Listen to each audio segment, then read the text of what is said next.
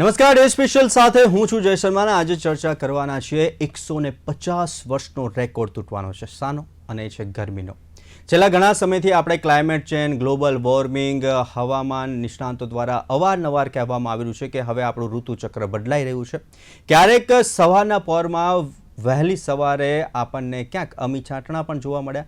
થોડા દિવસ પહેલાં આપણે વરસાદ પણ જોયો કેટલાક રાજ્યોની અંદર, અને ખાસ કરીને હવે હીટવેવ પણ જોવા મળી રહ્યું છે. 44-45 ડિગ્રી હવે સામાન્ય બનતું જઈ રહ્યું છે, અને હજુ પણ આ તાપમાનમાં વધારો થઈ શકે છે તેવું હવામાન નિષ્ણાંતો દ્વારા કહેવામાં આવી રહ્યું છે. અને આની પાછળના કારણો સૌ કોઈને ખબર છે કે કયા કારણોસર આ તાપમાન વધી રહ્યું છે. ઇન્ડસ્ટ્રીયલ પોલ્યુશન, સાથે જ વૃક્ષોનું નિકંદન અને વધતો વાહન વ્યવહાર.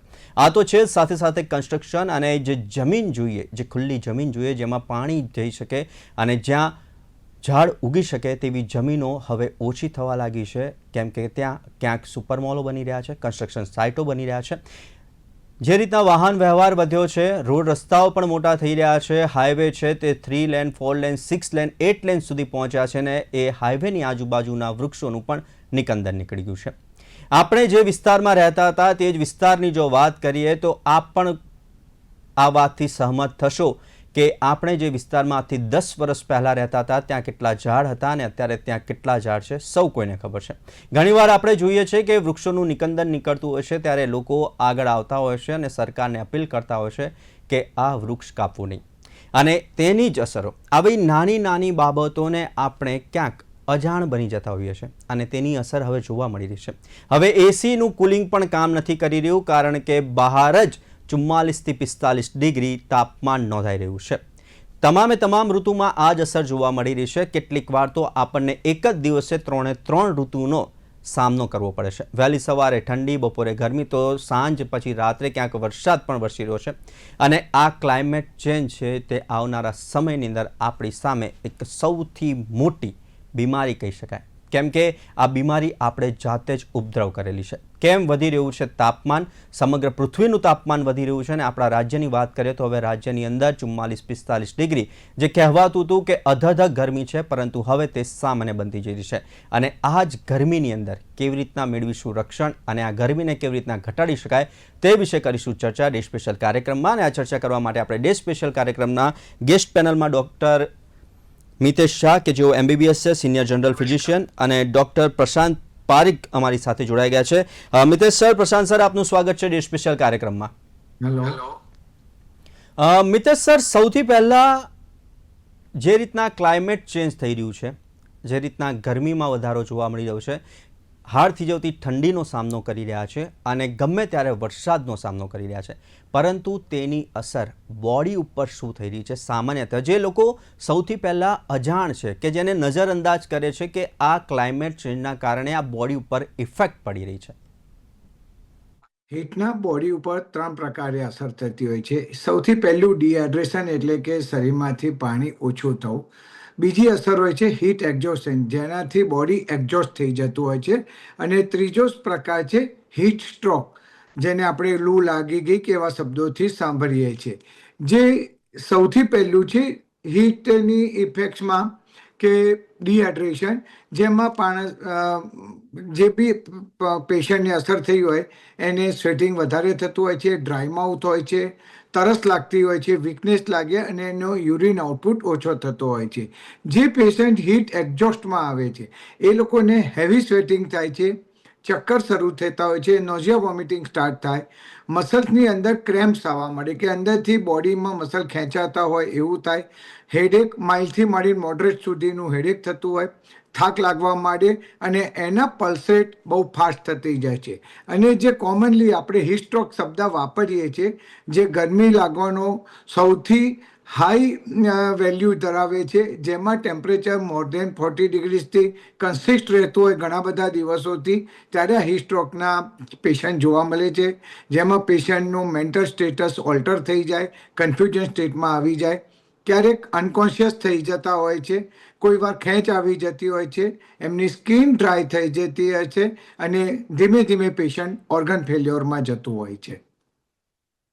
ઓર્ગન ફેલિયર સુધી જઈ શકે છે, કારણ કે આપણે એક સામાન્ય જોઈએ કે લૂ લાગી ગઈ છે કે ગરમી છે, વધારે છે, પરંતુ આ પ્રમાણેના જે લક્ષણો હોય છે જો તેમાં તમે સમયાંતરે પ્રોપર ધ્યાન ના આપો ગરમીમાં ખાસ કરીને, તો તેના કારણે ખૂબ ગંભીર બીમારીઓ થઈ શકે છે, મલ્ટિપલ ઓર્ગન ફેલિયર પણ થઈ શકે છે. આપણી સાથે પ્રશાંત પારીખ પણ જોડાય છે. પ્રશાંત સર, આપણે થોડા સમય પહેલા ક્લાઇમેટ ચેન્જને લઈને ખૂબ જ સરસ એક ડિબેટ કરી હતી, ત્યારે આપે પણ કહ્યું હતું કે હવે આ જે ઋતુચક્ર છે તે ઋતુચક્ર આપણે જે મંથ પ્રમાણે કે ગુજરાતી મહિનાઓ પ્રમાણે ગણતા હતા તેવું નહીં રહે, અને તે આપણને જોવા મળી રહ્યું છે. જે એપ્રિલની ગરમી હતી, મેની ગરમી હતી ને મેના એન્ડની ગરમી હતી, પરંતુ હવે તે 3 મહિના સુધી ગરમી આપણે અનુભવી રહ્યા છે. ક્લાઇમેટ ચેન્જ ખૂબ મોટો સબ્જેક્ટ છે, પરંતુ હાલનું ક્લાઇમેટ કેમ બદલાઈ રહ્યું છે અને આના રીઝન્સ શું છે? ઓકે, તો એના બે મુખ્ય પરિબળો છે. એના એક પરિબળ છે જે માનવ નિર્મિત પરિબળો છે, અને બીજા કેટેગરી ઓફ પરિબળ છે જે પ્રકૃતિ નિર્મિત પરિબળ છે. હવે તમે ગુજરાત ઇકોલોજી કમિશનનો અહેવાલ જુઓ, ત્યાંના સાયન્ટિસ્ટનું એવું કહેવું છે કે 1985થી લઈને 2026 સુધી જો ગુજરાતની વાત કરીએ તો ગુજરાતનું સરેરાશ તાપમાન 2.9 ડિગ્રી સેલ્સિયસ વધ્યું. પણ હવે આજના દિવસથી લઈને 21મી સદીના અંત સુધીમાં આ તાપમાન 5 ડિગ્રી સેલ્સિયસ સરેરાશ વધવાનું છે, જેની બહુ જ ગંભીર અસર આપણને જોવા મળશે. જેમ કે તમે શરૂઆતમાં કીધું, હવે તો એસી પણ કામ નથી કરતા વ્યવસ્થિત રીતે, તો એના એવી તો ઘણી બધી અસરો છે જે આપણે આગળ જોવાની છે જો પરિસ્થિતિ આની આ જ રહી તો. બીજી વસ્તુ અલ નીનોની ઇફેક્ટ, કારણ કે અલ નીનો જે અત્યારે બહુ ચર્ચામાં ચાલી રહ્યું છે મીડિયાની અંદર, અલ Nino basically it comes from એક સ્પેનિશ વર્ડ છે અલ નીનો, જેનો જેનો જેનો જેનો મતલબ થાય ક્રાઇસ્ટ, જેનો મતલબ થાય નાનો બાબો ક્રાઇસ્ટ. હવે પેરુના માછીમારોએ આ શબ્દ આપેલો અલ નીનો. એમાં સિમ્પલ લેંગ્વેજમાં જો કહું તો એમાં એવું થાય કે જે ગરમ પાણીનો પ્રવાહ છે એ નોર્મલી પશ્ચિમ તરફ ઠેલાતો હોય, પણ જ્યારે એ પૂર્વ તરફ ઠેલાય ત્યારે એ ભારત માટે અને વિશેષ કરીને ગુજરાત માટે એ પરિસ્થિતિ ગંભીર ગણાય. એનાથી ખેતી ઉપર અસર થાય, અને ગુજરાત જો કે અર્ધ શુષ્ક પ્રદેશ છે તો અહીંની જે જમીન છે એ જલ્દી ગરમ થાય છે, તો એના ઉપર ઇમ્પેક્ટ આવે. અને પછી આપણે જોઈએ છે જે બધા આપણે અત્યારે રિઝલ્ટ જોઈ રહ્યા છીએ કે ઋતુચક્રમાં ફેરફાર, ગરમીમાં વધારો, તો માનવજનિત પરિબળો અને બીજા આ પ્રકૃતિજનિત પરિબળો, આ બંનેનું જે મેળ થયું છે એની અસર આપણે અત્યારે ભોગવી રહ્યા છીએ.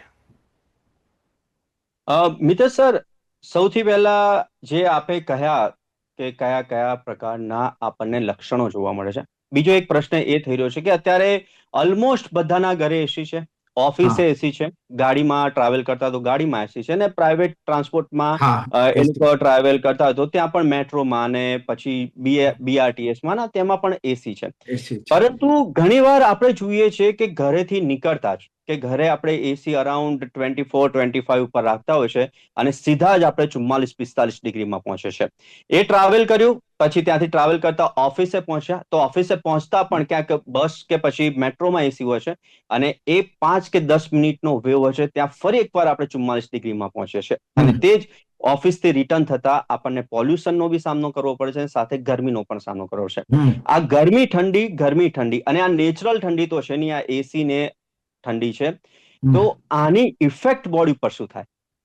આની ઇફેક્ટ્સ બોડીમાં ઘણી બધી થતી હોય છે, કારણ કે જ્યારે પોલ્યુશન અને ગરમી ભેગા થતા હોય છે ત્યારે અસ્થમા, શરદી ખાંસી, પોલન એલર્જી એ બધા રોગો ઘણી માત્રામાં ફેલાતા હોય છે. દાખલા તરીકે ગરમીમાં પહેલાં શરદી ખાંસી બહુ ઇઝીલી જોવા નહોતા મળતા, જ્યારે અત્યારે ઉનાળામાં પણ શરદી ખાંસીના પેશન્ટ એટલા જ જોવા મળે છે. એનું કારણ પોલ્યુશન અને ગરમી મિક્સ થવાના કારણે જ છે.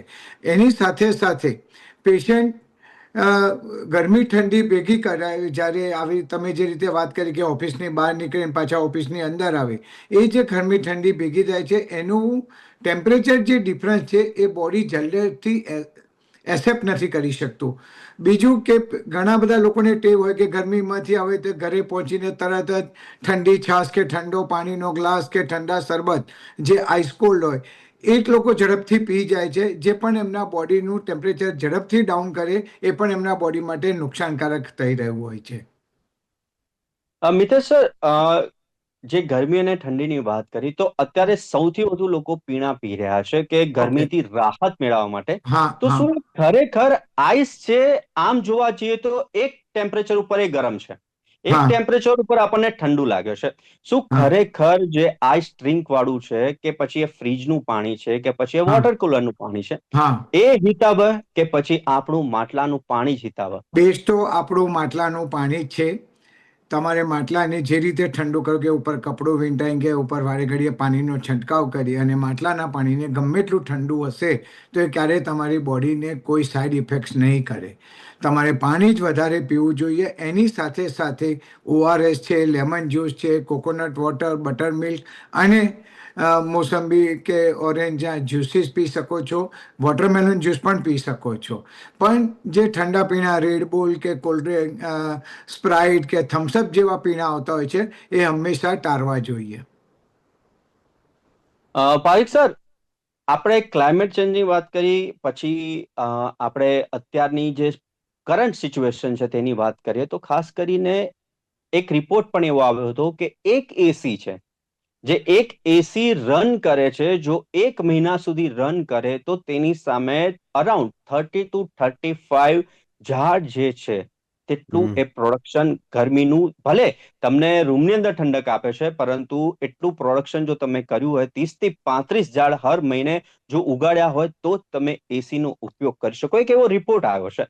તેને લઈને શું કહેશો? ને ખાસ કરીને અત્યારે જે હવામાન એકદમ શુષ્ક બની ગયું છે, ગરમી છે, અને એવી ગરમી છે કે જે સીધી જ આપણે આજથી થોડા વર્ષો પહેલાની ગરમી જોઈએ તો ગરમી લાગતી હતી, પણ તે શરીર ઉપર ચચડતી નથી.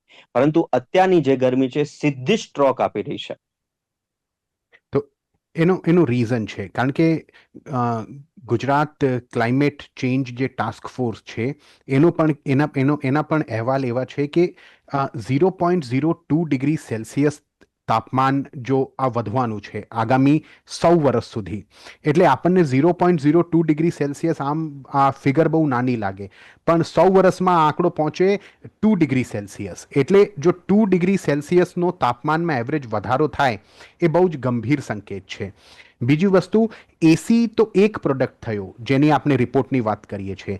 એવા ઘણા બધા રિપોર્ટ છે જે આર્ટિફિશિયલ ઇન્ટેલિજન્સના જે ડેટા સેન્ટરો બંધાઈ રહ્યા છે જગ્યા જગ્યા. આપણે એક પ્રોમ્પ્ટ આપીએ છીએ ચેટ જીપીટીને, એને આપણે થેન્ક યુ કહીએ ને એવું કહીએ મારા માટે આ મેલ લખ, એની સામે એ કેટલી ઉર્જા યુઝ કરે છે અને એનો પર્યાવરણ પર જે ગંભીર અસર થાય છે એ કદાચ ઘણા બધા યુઝ કરનારાઓને ખબર નથી.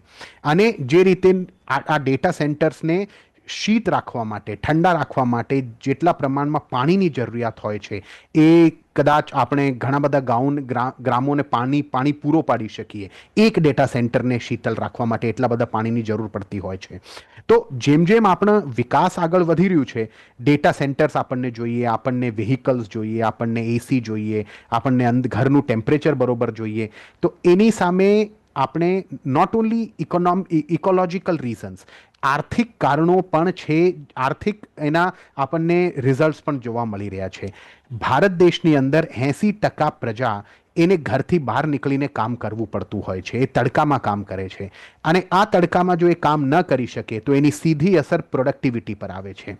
જે લઘુ ઉદ્યોગો છે એ 15 કરોડ લોકોને રોજગાર આપે છે ડાયરેક્ટ રીતે. એ રોજગારમાં એક તો ઇફેક્ટ થાય, એમની પ્રોડક્ટિવિટી ઘટે તો ઉદ્યોગોની માંગ ઘટે, અને ઉદ્યોગની માંગ ઘટે તો એની અસર ખેતી ઉપર આવે, ખેતી ઉપર આવે તો એની અસર ખેડૂતની ઇન્કમ ઉપર આવતી હોય છે. અને પછી જે આપણે વિષચક્ર જોઈએ છે, લોનનો, કર્જ માફીનો, એ બધું પિક્ચરમાં આવતું હોય છે.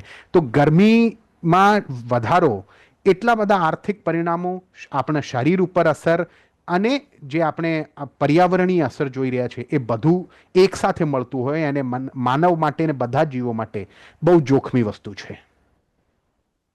મિત્ર સર, જે રીતના પ્રશાંત સરે કહ્યું કે પ્રોડક્ટિવિટી, જે પ્રોડક્શન લાઇન છે તેની ઉપર જે કામ કરતા વ્યક્તિઓ હશે, અને હમ ઉનાળાની અંદર તે પ્રોડક્શન ઓછું થાય છે, તેના રીઝન શું? અને ખાસ કરીને આ જે પ્રોડક્ટિવિટી થઈ રહી હોય છે તે દરમિયાન અત્યારે આપણે સામાન્ય રીતે સૌ કોઈને ખબર છે કે ગરમીથી કેવી રીતના રક્ષણ મેળવવું, પરંતુ ખાસ એવા કોઈ ઉપાય કે જેનાથી હીટ ન લાગે. કેટલાક અત્યારના યંગસ્ટર્સ છે જે લોકો આ બધામાં નથી માનતા, જે રીતના આપે પણ કહ્યું કે ઠંડા પાણી અને ઠંડા પીણા અત્યારે ટ્રેન્ડિંગમાં છે, ગરમી છે એટલે કે અમે આ બહારનું લીંબુ શરબત ના પીએ, પરંતુ તેમને કેનનું જે સોફ્ટ ડ્રિંક હોય તે તેમને વધારે ઠંડક પૂરી પાડે છે. તેને લઈને શું કહેશો? ઠંડકનો અર્થ ટેમ્પરેચર હોય એવું નથી હોતું કે તમે બરફવાળું પાણી પીવો અને તમારા શરીરમાં એસીની જેમ ઠંડક થઈ જાય, એવો કોઈ ક્રાઇટેરિયા નથી માર્કેટમાં. બેઝિકલી પાણી ઠંડકનો અર્થ એ છે કે તમારી ઇન્ટરનલ ગરમી બોડીની જળવાઈ રહે એના ઉપર ડિપેન્ડ થતો હોય છે. મોટે ભાગે એલ્ડરી પેશન્ટ, ઇન્ફન્ટ્સ કે બાળકો, આઉટડોર વર્કર્સ હોય છે, એ કિડની કે હાર્ટના પેશન્ટ કે ડાયાબિટીસવાળા જે પેશન્ટ હોય, આલ્કોહોલ યુઝર્સ હોય છે, એ લોકોને ગરમીની અસર સૌથી વધારે થતી હોય છે. આના પ્રોવિઝનમાં એવું છે કે જે મેં તમને પહેલાં કીધું કે પાણી વધારે પીવું જોઈએ, ફ્રૂટ જ્યુસ લેવા જોઈએ, બટર મિલ્ક કે એનો યુઝ કરવો જોઈએ. અને હીટ એવોઇડ કરવા માટે જો તમારાથી પોસિબલ હોય તો આવા જ્યારે ઓરેન્જ અને રેડ કે યલો એલર્ટ આવતા હોય ત્યારે 12 થી 4માં પોસિબલ ન હોય તો તમારી ઓફિસ કે ઘરમાં જ રહેવું જોઈએ. બહાર નીકળવાનું થાય તો અમ્બ્રેલા, કેપ કે સનગ્લાસીસનો યુઝ કરવો જોઈએ. તમારા જે ક્લોથ્સ હોય એ લૂઝ કોટનના હોવા જોઈએ અને લાઇટ કલર, ડાર્ક કલર હંમેશા ગરમી વધારે એબ્સોર્બ કરે, જે તમને તકલીફ કરી શકે છે. અને કુલિંગ મેજર, એસી છે, ફેન છે, કુલર છે, તમે ભીના કપડાનો પણ યુઝ કરી શકો છો. અને પ્રોપર વેન્ટિલેશન, જો તમારી પાસે આ કશું જ ન હોય તો પ્રોપર વેન્ટિલેશન રાખવું એ બહુ જરૂરી છે. મિતેશ સર, અત્યારે સૌથી વધારે આપણે જોઈએ છે તો ટ્રાવેલની અંદર લોકોનો સમય જતો હોય છે, અને એ ટ્રાવેલની અંદર અત્યારે ગરમી છે અને તેની અસર આપણે જોઈએ કે બોડી ઉપર ગરમી લાગે છે તે ઠીક છે, પરંતુ તેની અસર આંખ ઉપર પણ એટલા જ પ્રમાણમાં પડતી હોય છે. તો સ્પેશિયલી ફોર આંખ માટે આપ શું સજેસ્ટ કરશો? સૌથી સરસ તો સનગ્લાસીસ જ હોય છે આંખ માટે. અને ક્યારેક ઘરેલું ઉપચાર તરીકે કાકડીને એના નાના કપ ટુકડા તમે આંખ ઉપર મૂકી શકો છો.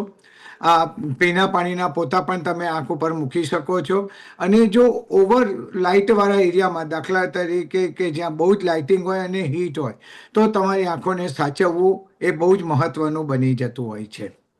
તો આના માટે તો સૌથી સારું કે ડાર્ક ગ્લાસીસ યુઝ કરવા જ એ બેસ્ટ ઉપાય છે, જેને કોઈ આંખોનો પ્રોબ્લેમ નથી. પર્ટિક્યુલર ડિસીઝ સાથેની કોઈ તકલીફ હોય તો જે તે ડૉક્ટરની એમને કન્સલ્ટ કરવા જોઈએ, જો એવી કોઈ કન્ડિશનમાં એમને કામ કરવાનું હોય તો. પ્રશાંત સર, બોડી ઇફેક્ટ થઈ રહી છે, પ્રોડક્શન ઇફેક્ટ થઈ રહ્યું છે, ઉદ્યોગ ઉપર અસરો પડી રહી છે આ ગરમીની. કારણ કે ઘણીવાર આપણે ફેક્ટરી વિઝિટ કરતા હોઈએ છીએ અમે લોકો, ત્યારે જોતા હોઈએ છીએ કે ઉનાળાની અંદર જે કામ કરવાની ક્ષમતા હોય છે તે માણસની ઓછી જ થઈ જતી હોય છે. એક બાજુ ગરમી હોય છે, એક બાજુ હાઇપર ટેન્શન હોય છે, અને આ બધું જ ભેગું થાય છે, તેની અસર પ્રોડક્શન ઉપર પડે છે. અને આપે પણ જે આર્થિક કારણો કહ્યા કે એટલે આપણે ગરમીને સામાન્ય રીતે એક તાપમાન તરીકે લેતા હોય છે, પરંતુ આપણે જે આખો સિનારીઓ બતાવ્યો કે ગરમીની ઇફેક્ટ ક્યાં સુધી પડી શકે છે, એ ઇકોનોમિકલી પણ પડે છે. હવે આવે ઇન્ડસ્ટ્રીયલ ઉપર, જે રીતના આપણે એઆઈના જે ડેટા સર્વર્સની વાત કરી, ડેટા સેન્ટર્સની વાત કરી, પરંતુ અત્યારે આપણે આપણી જીઆઈડીસીની વાત કરીએ તો જીઆઈડીસીની અંદર આજુબાજુના વિસ્તારની અંદર જે નોર્મલી ગરમી હોય છે તેના કરતા લગભગ 2 થી 3 ડિગ્રી ગરમી વધારે લાગતી હોય છે, કારણ કે તેમાં મશીનરીઝ છે, ઘણી બધી ઇક્વિપમેન્ટ્સ છે, અને માત્ર ઉપર પતરાના શેડ છે. એક એ બાબત છે. અને સામે જ જો ઇન્ડસ્ટ્રીયલ પાર્ક હોય તો તેની આજુબાજુમાં વૃક્ષો ક્યાંય નથી જોવા મળતા. શું તેને લઈને શું કહેશો? તો એમાં એવું છે કે તમે જુઓ, જો અમદાવાદ અને સુરતની જ વાત કરીએ તો અમદાવાદ અને સુરતમાં જે પ્રકારે ડિફોરેસ્ટેશન થયું છે છેલ્લા 25-30 વર્ષમાં, અને જે વૃક્ષો હતા એની જગ્યા હવે કોન્ક્રીટ, ડામર અને સ્ટીલ લઈ લીધી છે. અને આ વસ્તુઓ વધારે ગરમી એબ્ઝોર્બ કરે ને પછી એ લોકો હીટનું એક્સક્રીશન કરતા હોય, એ વસ્તુ હીટનું એક્સક્રીશન કરતી હોય અને એની અસર આપણે ઉપર પડતી હોય છે. ઔદ્યોગિક એકમોની જો વાત કરીએ તો ઇન્ડિયાની અંદર ઘણા બધા ઔદ્યોગિક એકમો જે છે એ માઇક્રો અને સ્મોલ બિઝનેસ એન્ટરપ્રાઇઝીસ છે. ત્યાં જે મજદૂરો કામ કરતા હોય એ કંઈ એસી એમની પ્રોડક્શન એસેમ્બલી એસીની નથી હોતી. એ લોકો કાં તો પંખા નીચે કાં તો કુલર નીચે કામ કરતા હોય છે, જેની કોઈ અસર પોઝિટિવ અસર નથી થતી, એનાથી કોઈ ફેર નથી પડતો ગરમીમાં અત્યારે પંખા અને કુલરથી. તો અમદાવાદ અને સુરતની ગરમીની જો વાત કરીએ વિશેષ કર, તો એવી સિચ્યુએશનમાં પ્રોડક્શન નો ડાઉટ સ્લો થાય છે. પ્રોડક્શન સ્લો થાય તો આઉટપુટ સ્લો થાય, આઉટપુટ સ્લો થાય તો આપણને એની અસર બજારમાં જોવા મળતી હોય છે. બીજી બાજુ ખેડૂતો, ઇન્ડિયામાં જે ખેડૂતો છે એ સ્મોલ લેન્ડ હોલ્ડર વધારે ખેડૂતો છે, જેમની પાસે 5 એકડ 5 વીઘાથી ઓછી જમીન હોય એમનો રેશિયો વધારે છે. તો ઓલરેડી એ જે પ્રોડ્યુસ કરે છે એ નાની માત્રામાં થતું હોય છે, અને ઉપરથી ગરમી એ પ્રોડક્શનને વધારે ઓછું કરી નાખે છે, અને પછી જેના ગંભીર પરિણામો જોવા મળતા હોય છે. તો ફેક્ટરી સાઇટમાં કે પછી જે ઇન્ડસ્ટ્રી ડેવલપમેન્ટ કોર્પોરેશન્સ જે બધા હોય ત્યાં એ એક બહુ મોટું ઇનિશિયેટિવ લેવાની જરૂર છે.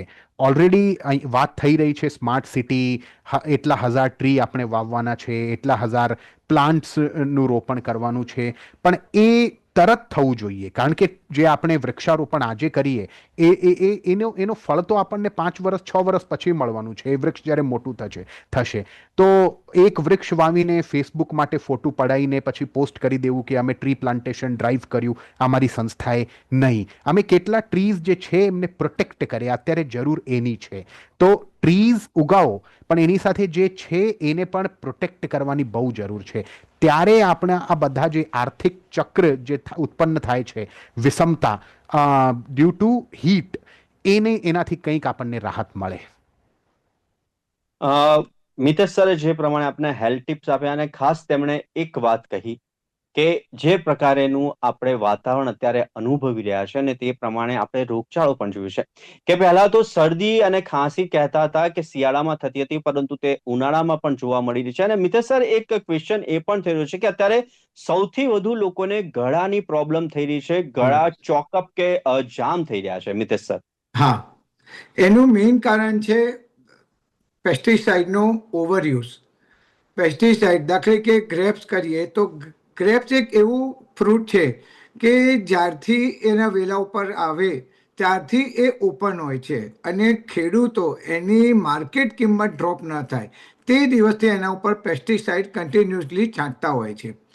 હવે આ બધી વસ્તુ તમારા ઘરે જ્યારે ગ્રેપ્સ આવે ત્યારે તમે 4-5 દાણા બગડેલા હોય તો એને તોડીને ફેંકી દો છો, પણ જ્યારે માર્કેટ વેલ્યુમાં એવું નથી હતું. એની માર્કેટ વેલ્યુ ત્યારે જ હોય કે આખું દ્રાક્ષનું ઝુમખું એઝ ઇટ ઇઝ હોય તો જ એની માર્કેટ વેલ્યુ મળે.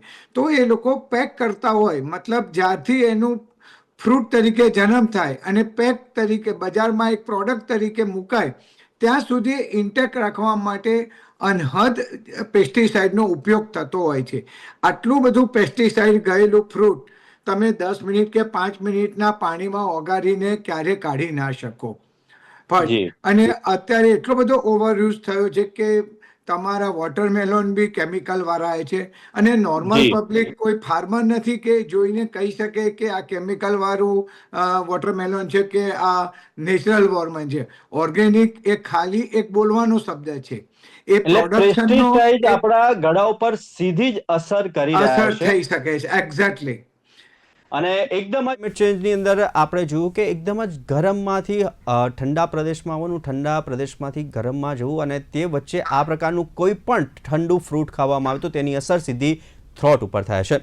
જે રીતના પ્રશાંત સરેપે કહ્યું કે ઇન્ડસ્ટ્રીયલ એરિયા વધ્યો છે, તેની સામે વૃક્ષોના જે નિયમો હોય તે ક્યાંક નેવે મુકાઈ ગયા છે. વાતો થાય છે પરંતુ વૃક્ષો વાવવામાં નથી આવતા, અને જો વાવવામાં આવે તો તેની કેર કરવામાં નથી આવતી, કારણ કે એ વૃક્ષ મોટું થશે ત્યારે જ તમને ઓક્સિજન આપશે. તો પ્રશાંત સર અને મિતેશ સર, હેલ્થી ડિસ્કશન માટે આપ અમારી સાથે જોડાયા તે બદલ ખૂબ ખૂબ આભાર. Thank you. તો 150 વર્ષનો રેકોર્ડ ગરમી તોડશે, તેના પાછળના કારણો કયા હતા તે આપે જાણ્યું. તો આપે પણ હવે ગરમીથી રક્ષણ મેળવીશું અને ગરમી વધે નહીં તેનું પણ ધ્યાન રાખીશું. તો આ હતી દેશ વિશેષમાં આજની ચર્ચા. આવતીકાલે નવા વિષય સાથે ફરી મળીશું. ત્યાં સુધી મને આપશો રજા. નમસ્કાર.